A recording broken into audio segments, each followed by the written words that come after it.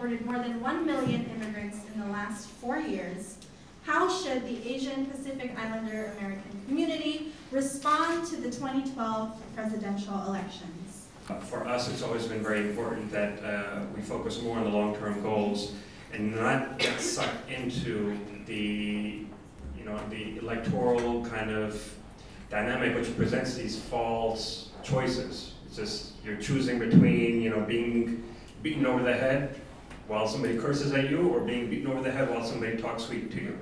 We sort of see elections as simply a tool that we can use to further organize our communities, to further engage people that wouldn't traditionally be engaged. Any version of comprehensive immigration reform that might come up later in the future or after this election, the issue is that it's about legalization and about understanding that people are coming here, not through their own free will, and also changing the types of immigration that we're talking about. Why do people come over to the U.S. From all over the world? And it's not because the U.S. is a beacon of freedom and democracy.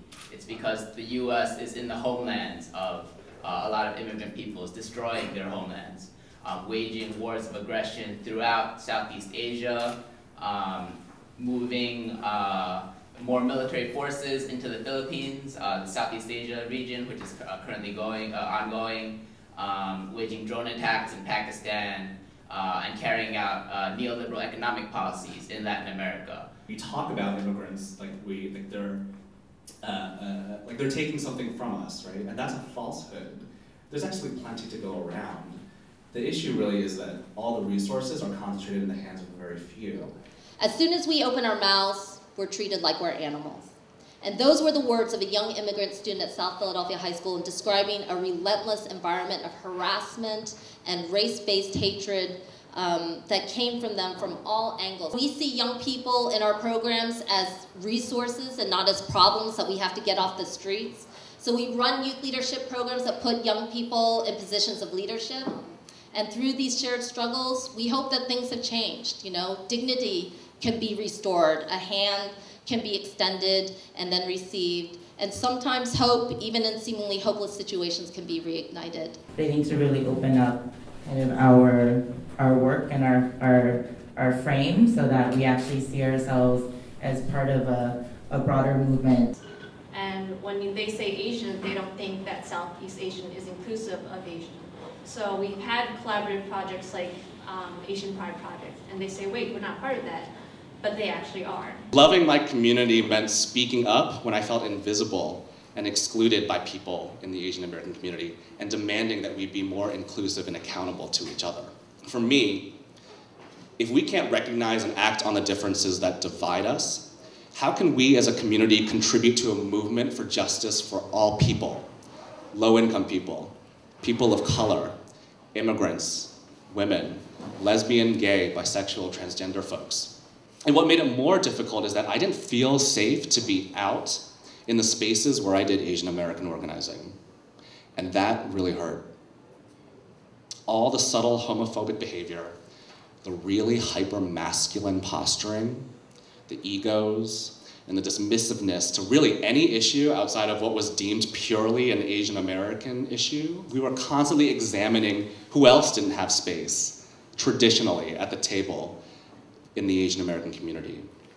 It was Hmong communities in the Midwest, undocumented Chinese, Korean, and Filipino students on the West Coast, the children of Vietnamese fishing communities in the Gulf, non-English speaking working class Asian immigrants in Texas and New York, South Asians, Pacific Islanders, and so much more. All of us here today can recognize that the Asian American experience isn't defined just by our race, but it carries a multiplicity of identities and experiences. I'm an embodiment of that, and I know a lot of you embody that as well. So when 9/11 hit and the massive sweeps happened, which literally hundreds of people disappeared off the streets of New York and New Jersey. So we'd get calls from mothers saying, they came and took my son 3 days ago, I have not heard from him.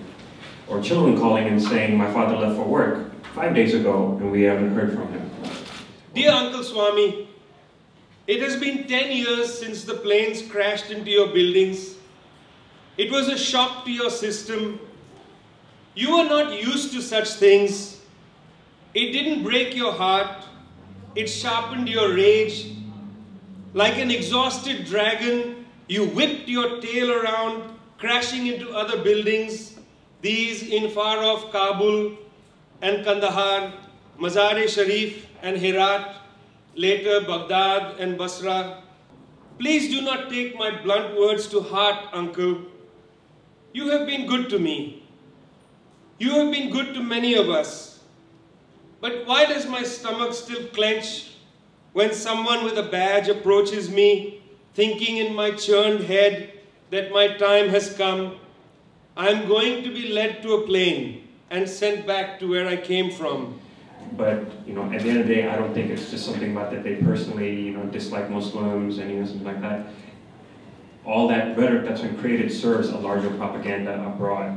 So in the United States, social spending has been kept down. That means that it's not the fault of the people that we don't have a high consciousness of regard for each other. It's not that people who live in suburbs are somehow selfish. It's that the structure has produced us in such a way that we have so few social processes that bring us together. This is what we have to struggle against. We have to struggle against an economic system that has utterly failed us, will never produce real jobs. We have a political system that has decided, instead of trying to actually deal with human needs, we are going to engage more and more people, either in prisons or in open-air prisons. And we have a social system that suggests that individual advancement is far more important than the needs of social solidarity. So much of the work in the last 20 years has become defensive. Defending against police, defending against cuts, defending against this, defending against that.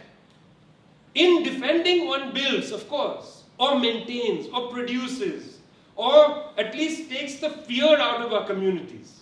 We have become detached from communities. This is as much in middle-class worlds where it's obvious. As you get into your car, you wave to your neighbor, and then you drive off to work, and you drive back in, you may wave to your neighbor, go into your house.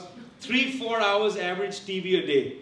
Our lives are serial lives, by which I mean I have this life, and in the next series, my neighbor has this life. But the communal lives have deteriorated deeply. The culture has fragmented deeply. Imagine in, let's say, other communities where people actually came home from their work and gathered at a community center just to have a conversation, just to meet each other. That's unheard of in our lives. Of course, that is commonplace in many parts of the world, where people return from work, they gather in each other's homes, they may go to tea shops, they may stand on the street. They understand each other's lives because their lives haven't become utterly privatized.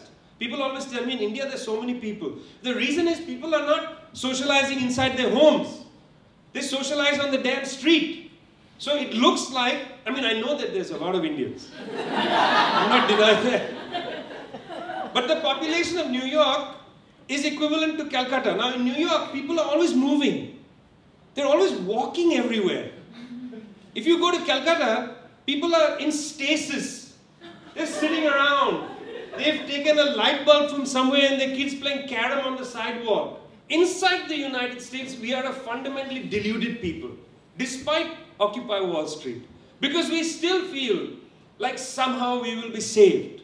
The fact that you can gather for a day, a host of different characters, different characteristics in each organization.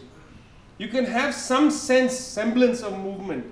And the last 10 years I've been to many gatherings where there has been this kind of conversation. I used to work with the Center for Third World Organizing in Oakland. And C2 from the 90s has held conclaves. Groups like New Virginia Majority, groups from Bus Riders Union in LA, right? Different kinds of groups have come together and have conversations. But what has not happened is that next phase. People have built community strength. But then what happens next? How do you convert this into something else? And that hesitation, I think we need to break out of.